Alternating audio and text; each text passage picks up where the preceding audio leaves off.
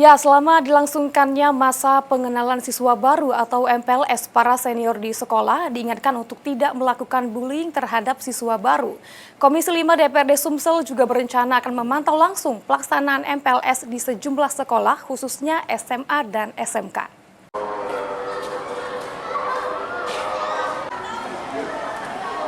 Mulai Senin 14 Juli 2025, seluruh pelajar sudah masuk kembali dan melakukan kegiatan belajar mengajar.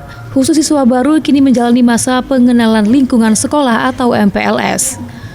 Dalam masa MPLS yang biasanya identik dengan senioritas, diingatkan oleh Ketua Komisi 5 DPRD Sumatera Selatan Alwis Gani agar hal tersebut ditiadakan. Bahkan kader Partai Gerindra ini mengingatkan untuk para senior tidak melakukan bullying kepada siswa baru.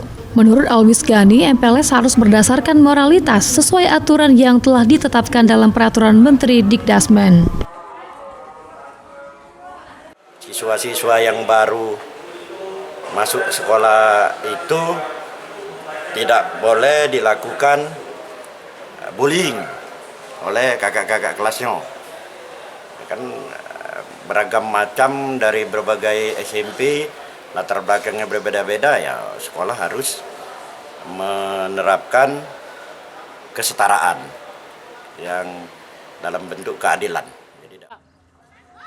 Rencananya, menurut Alwis Gani, Komisi 5 DPRD Sumatera Selatan akan memantau langsung pelaksanaan MPLS di sekolah-sekolah khususnya SMA SMK.